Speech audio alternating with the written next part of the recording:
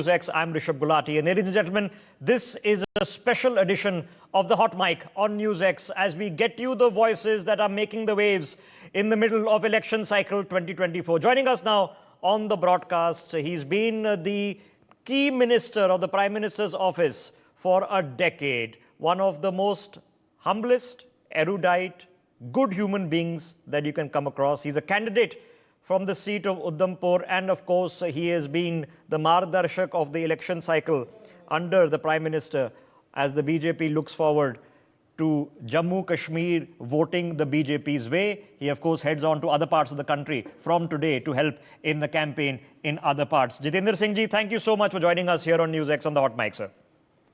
Thank you, Rishabh, and I must thank you for a very kind introduction, a very generous introduction. It's the truth, sir. I've known you for a long time, and the country needs more politicians like you. Hopefully, we'll get a lot more at the end of this election cycle. So let me start off with the most obvious question, sir. How has it been?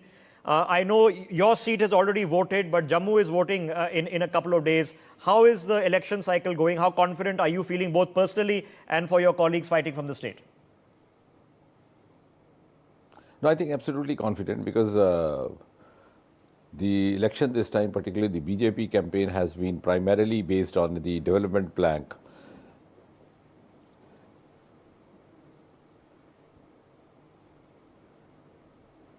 Yeah, we can hear you, sir. Go ahead. If there's an echo, I'll get it sorted out. I think one of the important hallmarks of the campaign this time, the BJP campaign led by Prime Minister Modi, has been that the main plank has been primarily the development, and rightly so, because over the last 10 years, the scale and the amount of development that has happened in various levels and various sectors is not only enormous, it is miraculous. And if you compare it with what has happened in the preceding 60, 70 years, I think it's absolutely amazing. It is to be seen, to be believed.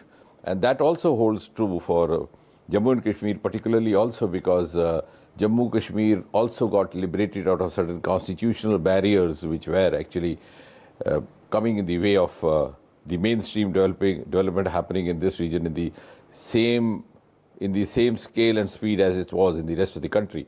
So those constitutional anomalies having been got over on the 5th and 6th of August 2019, I think Jammu and Kashmir is now very much in the mainstream development journey of India led by Prime Minister Modi.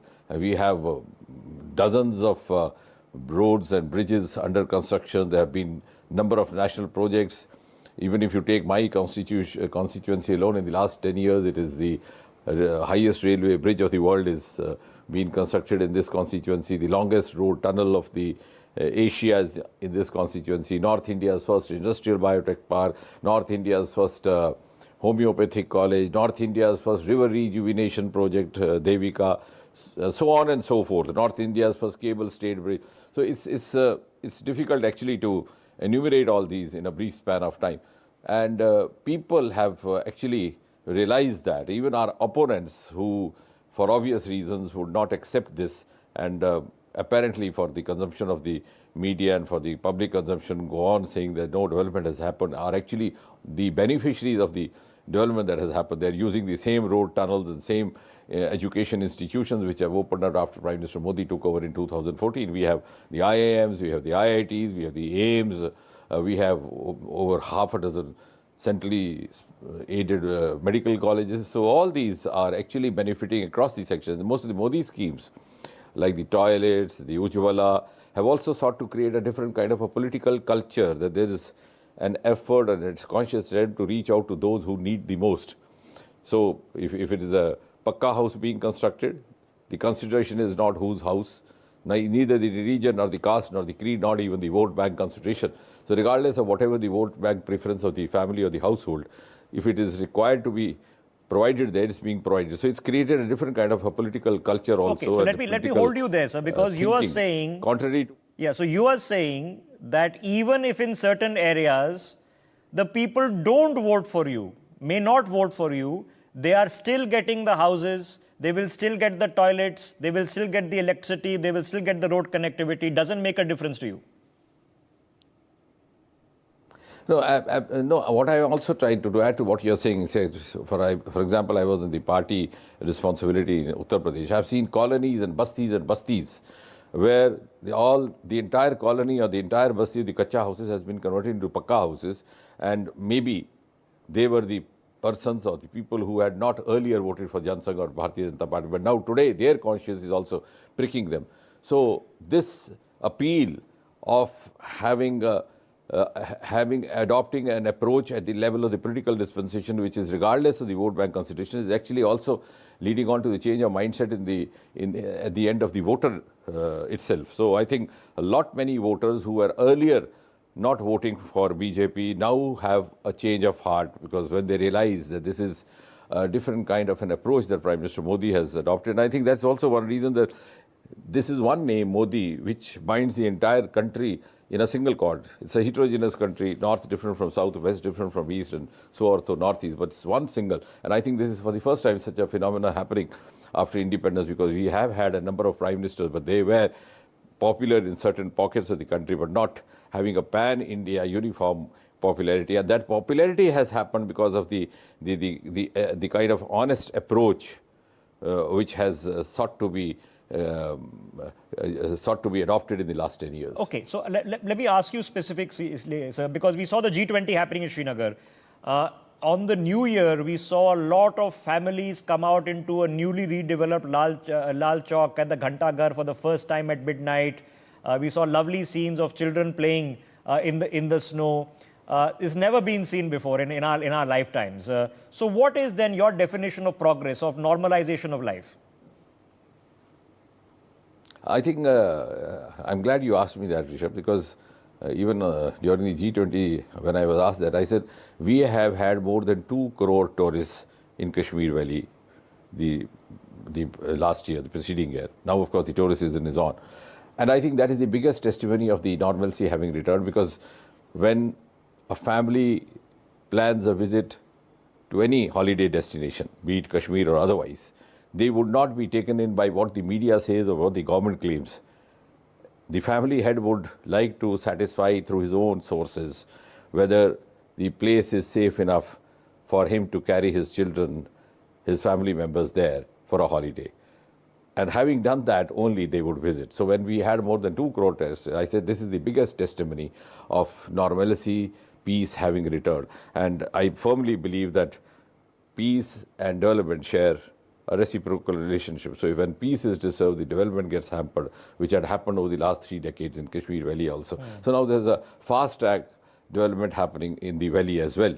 And at the same time, there's an equitable distribution of resources across the territory of Jammu and Kashmir, which was always a grievance and complaint by certain regions that they were not getting the equal share as some other regions. A lot of your cabinet colleagues have hinted at this, but not in great detail. But is it a reasonable hope that as we show stabilization and progress and peace and aman and development happening in Jammu and Kashmir, that within reason, in our lifetimes, maybe even the near future, reintegration, reclaiming of POK is possible? No, I would not be in a position to say that, because I would not like to speak out of turn. But what is different now is that there are voices emerging in Pak-occupied Jammu and Kashmir who actually want to be part of India. Because when they compare the kind of progress which has happened in this part of Jammu and Kashmir, we see a lot of YouTubers right now in Kashmir, Pakistan and talking they about feel this. that they had been let down. A lot of YouTubers in Pakistan talking about this.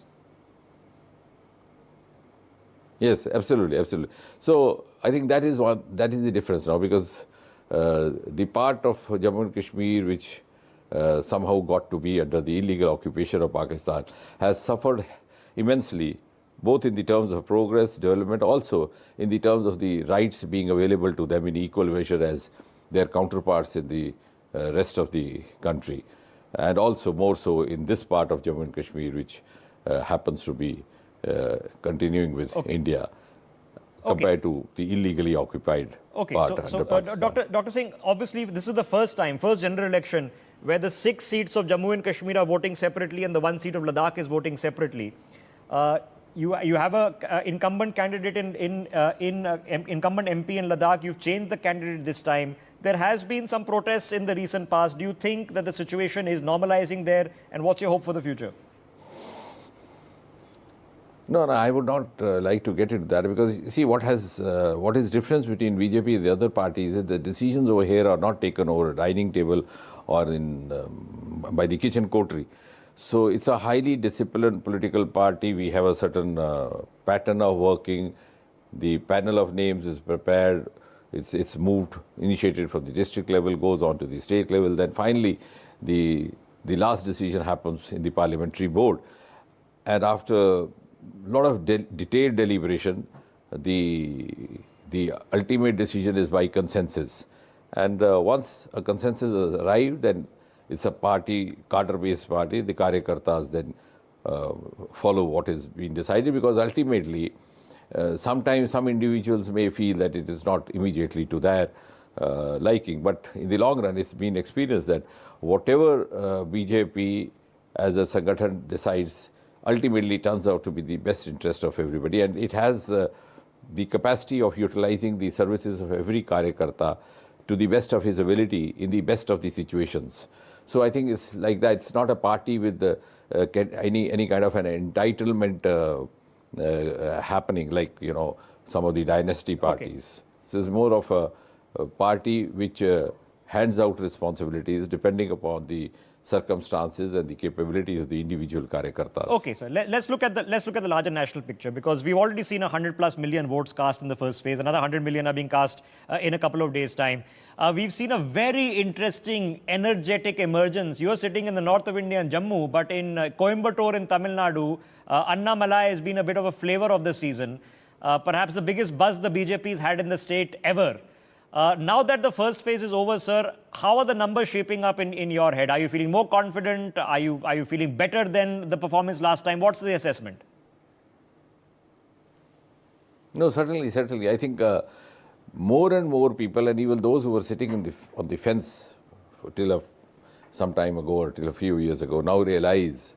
Because you see, what happened is that in 2014 when we came, because people had not tested BJP as a leading ruling party at the center. We were part of the coalition, but this is the first time BJP on its own, headed by Prime Minister Modi. So there are many misgivings were sought to be spread about BJP. Like, for example, when I was given the charge of Northeast, when I reached there towards the end of 2014 or early 2015, so much of canards had been spread that we were going to change their diet menu, their diet schedules. We were going to interfere with their prayer habits, etc., etc.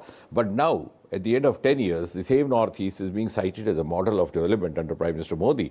And it's been such a harmonious, uniform development across the 8 states that the people now look forward to having BJP hierarchy in place, because they now realize how they had been taken for a ride by the Congress governments by manufacturing myths which actually did not exist. So in these 10 years, I think the advantage that we have had is that many of those myths could be exploded. So that's also the reason that more and more people are now falling in line behind the BJP led by Prime Minister Modi. Okay, so you're hoping that the initial aim of at least repeating 300 plus is happening, and you're confident after phase 1 is over. So let's get into the hot ticket issues, sir. There is so much conversation. Let me add to that, Rishabh.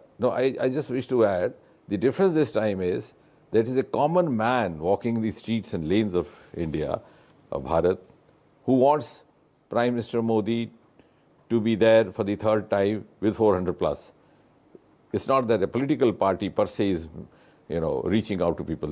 The common man who may not be having anything directly to do per se with any political party, may not have also much of a political interest or a political aptitude, is actually yearning for Prime Minister Modi to take over for the third time as Prime Minister with such a huge mandate. So okay, but Jitendra Singh, you know what the opposition Congress is doing. They are using this exact point that you're making and saying that this is the fear, that if Narendra Modi and the BJP get 400 plus, they'll amend the constitution, they'll change the way elections are being done, they'll hurt democracy, they'll take control of all the other agencies.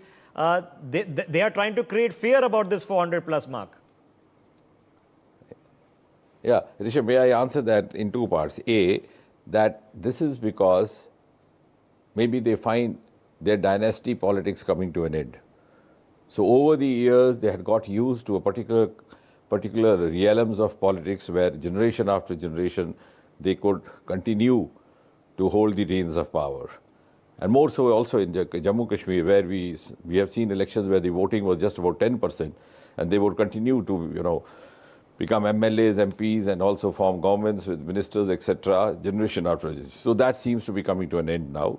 The true sense of democracy has actually happened in the last 10 years, even in Jammu and Kashmir, because the district development councils were not there in place. I think sometimes some historians would like to analyze why so, when in the rest of the country it was there. The 73 and 74 amendment of the panchayats and the councils were not introduced in Jammu and Kashmir by the Congress, in spite of the fact that these amendments were brought in when Rajiv Gandhi was the Prime Minister. So there was a huge lot of vested interest to promote the dynasty politics, which is now coming to an end. So that is the fear at the back of the mind, which is unspoken. The second part is, when they say that democracy is in danger, I would rather put it in another way. Prime Minister Modi has carried forward some of the unfinished democratic agenda of the Congress parties. Like, for example, most significantly, in the context of Jammu and Kashmir itself, Article 370 in the bracket in the Constitution was noted as temporary provision. And none less than the then Prime Minister Jawaharlal Nehru, in one of the debates when Sama Prasad Mukherjee said that there could be some rethinking, Panditji tried to reassure Sama Prasad Mukherjee, saying, Dr. Mukherjee, don't worry, ye ghiste ghis jayegi. These were his words. So he himself admitted that this was going to be a temporary provision. They noted it down in the Constitution, but they could not hold on to their promise and their commitment. It was Prime Minister Modi who actually made it happen. The temporary became temporary, it was abrogated. So many other unfinished agendas of Indian democracy in the last 70 years, which could not be carried forward by the Congress party because they developed a vested interest. Now, I'll give you some more examples. Even in the context of Article 370, it was, I would rather say, Article 370 was misused or abused precisely by those who actually claim to be the protagonists of Article 370. I'll just give you one simple example. During emergency, Mrs. Gandhi brought in an amendment called, I think, 42nd or 43rd amendment. There were a number of changes brought in. One of them was that the term of the Lok Sabha and the state assemblies was extended from 5 years to 6 years, because she had intelligence reports that this was not a compatible time for her to go in for elections. Most of the states had Congress governments. At that time, in Jammu and Kashmir, we had a national conference Congress government led by Sheikh Abdullah, and they had the option of adopting the central laws under Article 370. So they were quick to adopt that, and the term of the Jammu Kashmir Assembly got extended to 6 years. 3 years later, Prime Minister Morarji Bhai comes in, and this amendment gets reversed. I think that's Amendment 45 or 46, something like that. And all the rest of the state assemblies, including Lok Sabha, got back to a 5-year term. But in Jammu and Kashmir, they did not adopt that. So in the first instance, they didn't care for Article 370. In the second instance, they used the LAB of 370 not to adopt it. And this 6-year term continued till Article 370 was abrogated by Prime Minister Modi on the 5th and 6th of August 2019. Okay. So what I'm trying to say is that the entire jugglery with Constitution for their own vested political interests, and to that extent also playing all this with the democratic values, has happened by the Congress party itself. So they find that kind of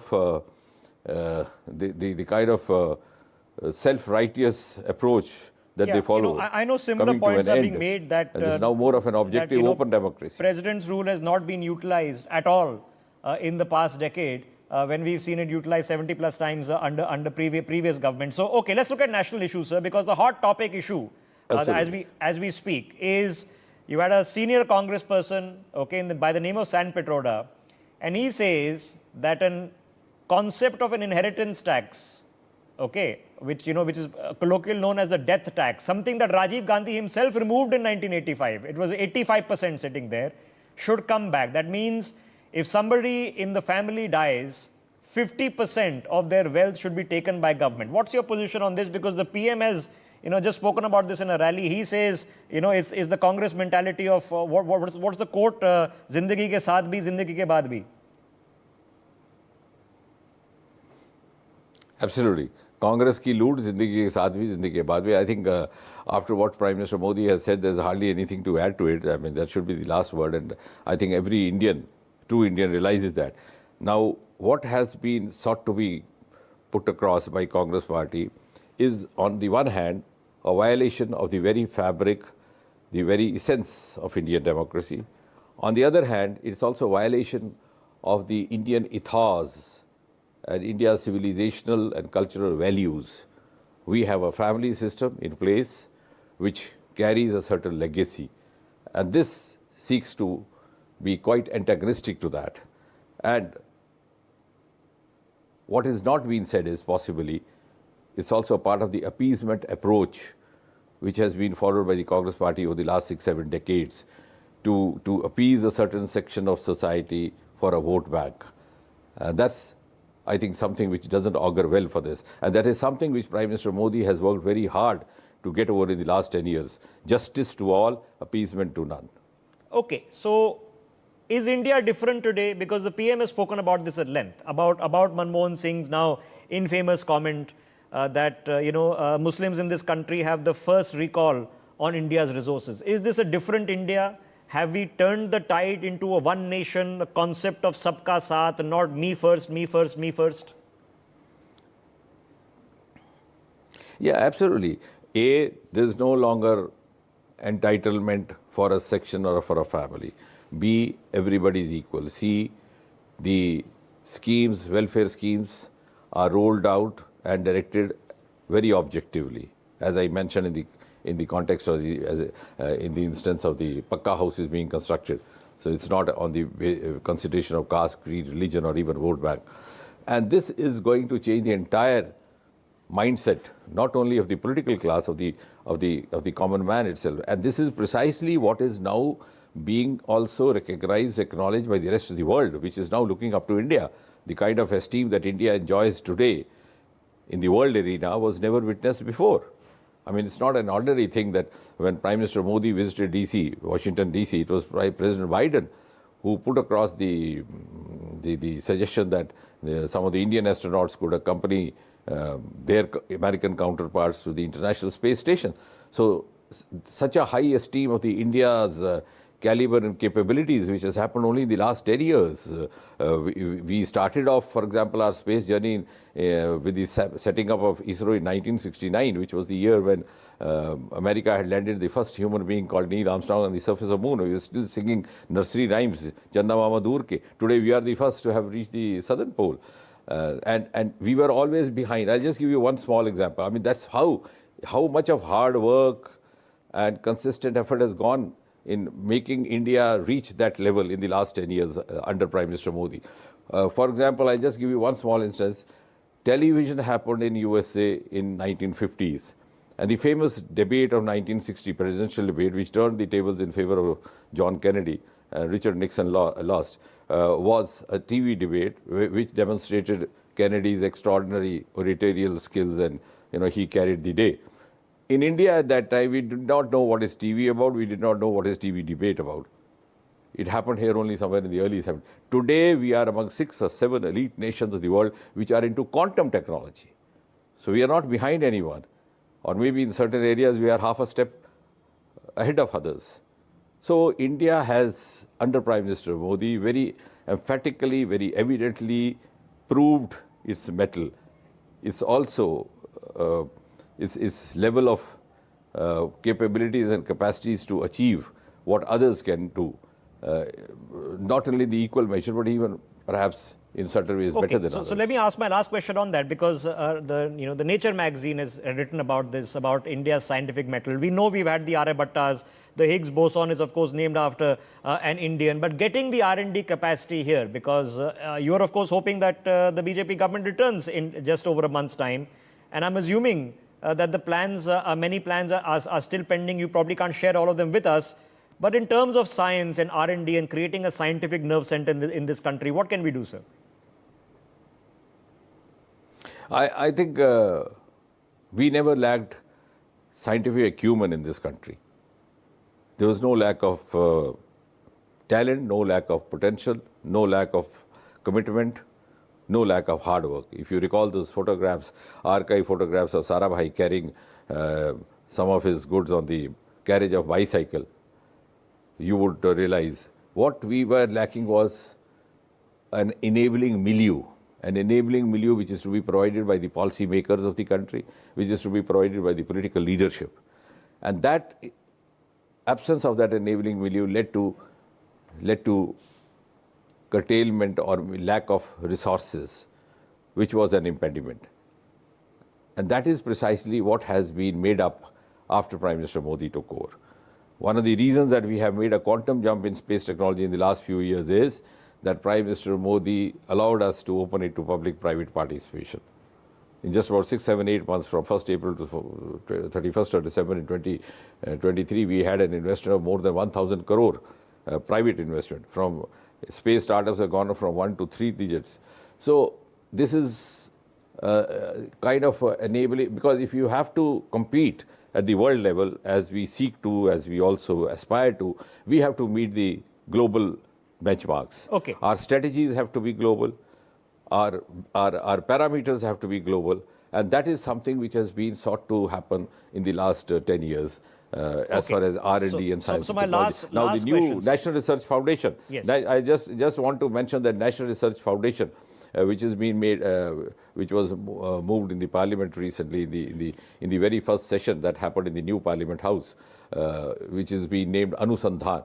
National Research Foundation also makes way for opening up R&D to a larger sphere of stakeholders. We'll have more than 70% of contribution and resourcing from non-government, and that's now I think the time has come to do away with the demarcation between the public and private sector, because each and every citizen would have to contribute, as Prime Minister Modi rightly says, to the making of that Vishwa Bandhu Bharat of 2047. Okay. So what is then? Is this the ideological fight for the remaining part of this month, sir?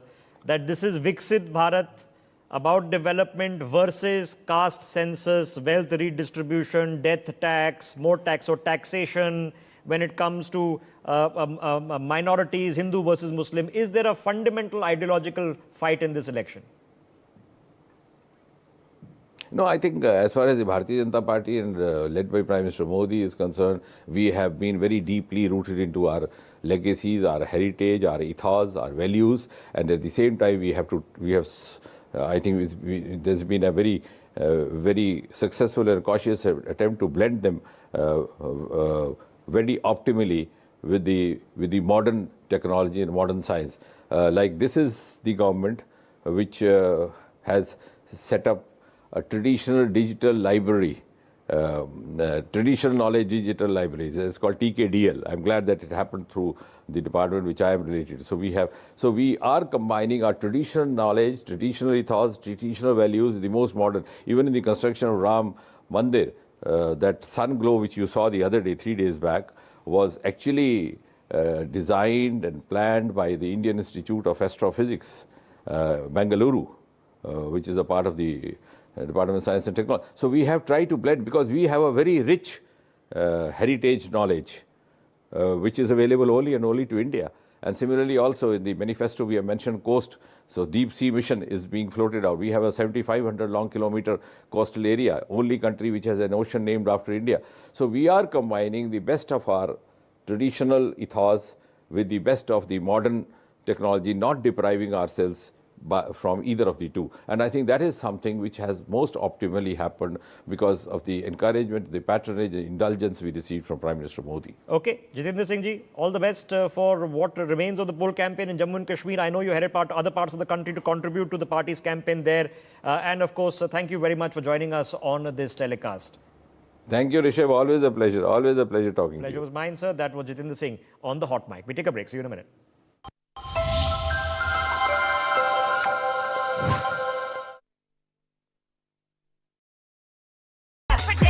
Predictor on 1